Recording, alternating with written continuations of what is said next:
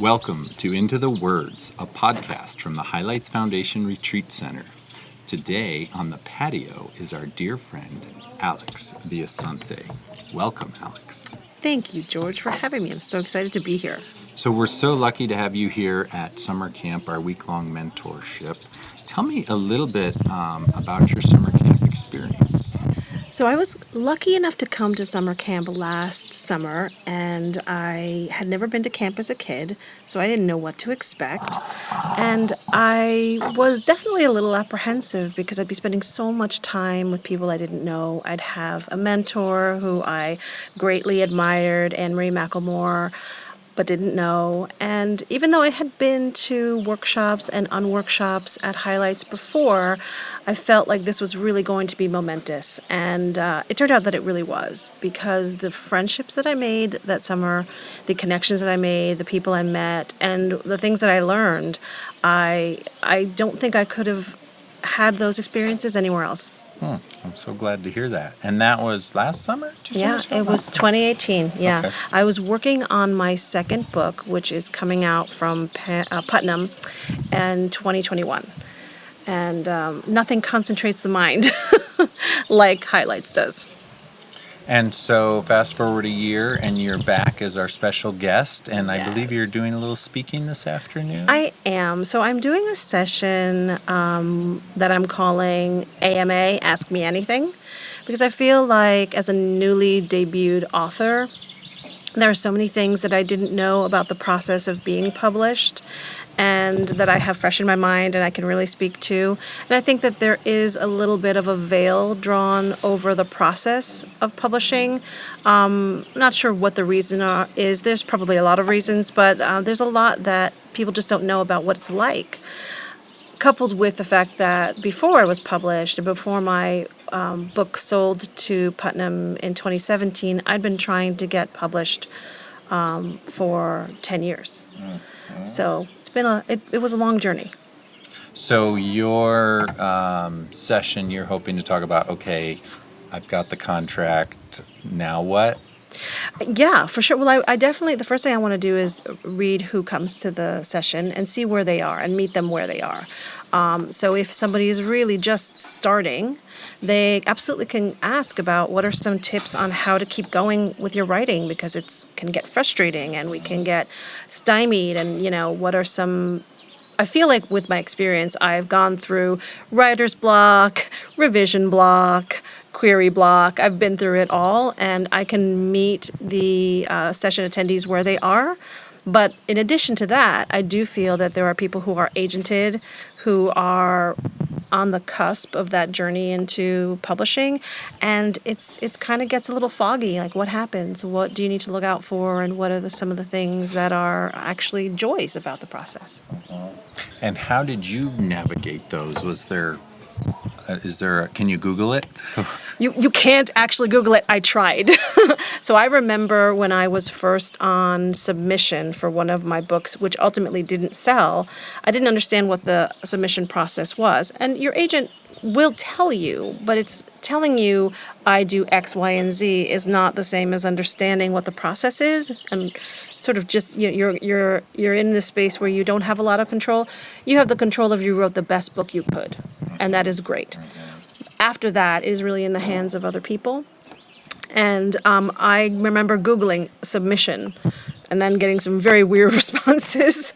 And then really, I didn't get to understand the process until much later. But I feel like now that I have, I joined a couple of debut groups, Facebook groups or groups, some groups in person, and just having that camaraderie and being able to talk to other people about their experiences, talking to people who are maybe 2 years into the publishing journey and readying their second or third book is really helpful too.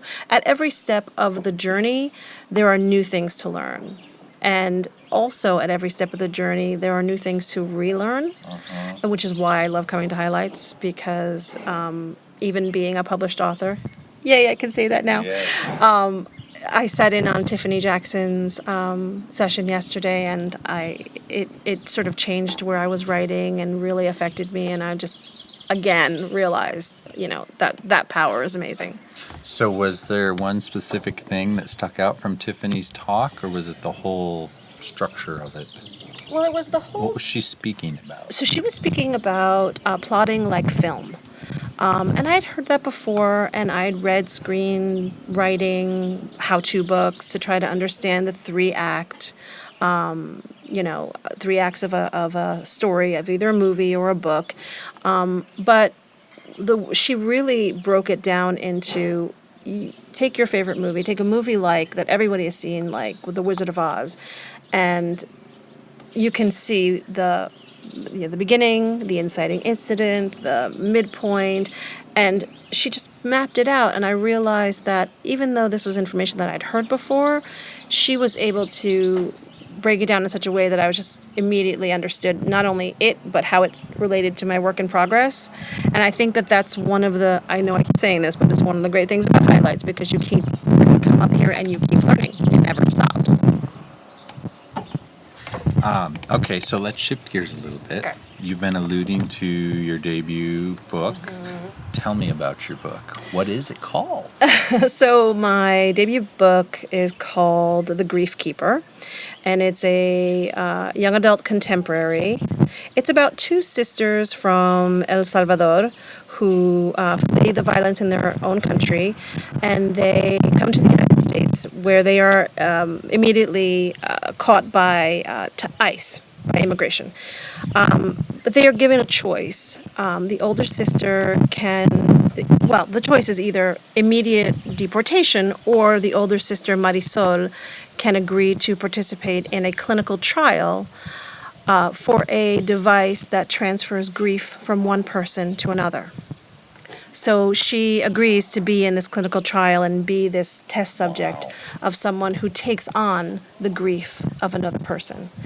And really the story is about family and sisters, but also about love and acceptance, and really finding out, that you are deserving of love, whoever you are.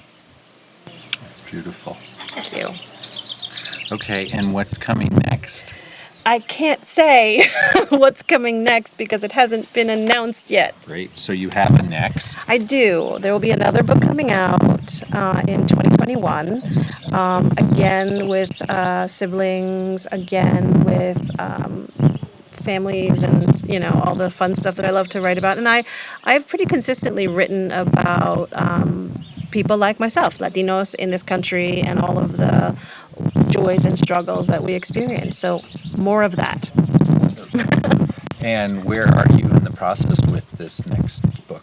Have you finished the draft to your editor? It's in my editor's hands right now, and she is telling me that an edit letter is coming, and I'm waiting for it. Okay. But because when you have written for a while, you kind of know that you don't stop and wait. You never stop and wait. You keep going. So here at Highlights, this time I'm actually working on my third book, which is what Tiffany's session helped me sort of rearrange in my head and the best way to plot it. So I'm really excited about that. Also something I can't talk about. Oh, fantastic. Sounds great. So do you have a writing process or practice? I do. So I work from home as an event planner. That's my day job. And that ebbs and flows in how many hours per day. But I try to sit down and write at least an hour a day if I can. That's not always possible because sometimes I'm traveling for work or something else is going on. But the one practice that I live and die by is that I visit my story in my head every day. I just touch base with those people, those characters. I make sure that I think about them, maybe what they're doing, what their day is like. And it's really as simple as just calling them up in your head and being like, hey, I'm here. I remember you. So that they stay with me. And then that any time that I have an opportunity to write, I know they're there. They haven't lost them. I haven't forgotten them. So that's the one thing that I make sure I do. Oh, I like that. It's such a great way to just stay in touch with your kids. Yeah, I think it's vital. I mean, even if you're thinking about, I don't know if you did this, George, if you talk to people in the shower in your head. Maybe it's just me. I'm not sure. But I have had full-on conversations with my characters while I'm in the shower. I'll admit that. Thank you. Well, thank you, Alex Villasante. for joining us at Into the Words at the Highlights Foundation. We're dedicated to continuing our 35-year history of providing the space, the conversations, and the nurturing that goes into making great stories for children. Thank you for being a part of that with us, but more importantly, thank you for what you do to support that belief that children are the world's most important people. Thank you, George. This place is magic.